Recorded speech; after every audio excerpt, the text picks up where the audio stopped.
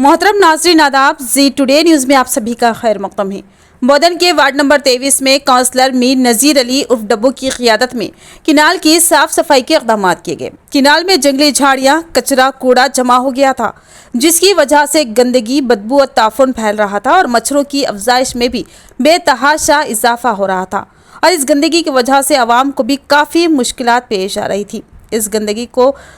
देखते हुए मीर नज़ीर अली उर्फ डब्बू ने म्यूनसिपल कमिश्नर से साफ सफाई के लिए नुमाइंदगी की, जिस पर म्यूनसिपल कमिश्नर ने उस पर अमल करते हुए किनाल की साफ सफाई के इक़दाम करवाए, जिस पर मीर नज़ीर अली उर्फ डब्बू ने म्यूनसिपल कमिश्नर से दिली इज़हार तशक्कुर किया।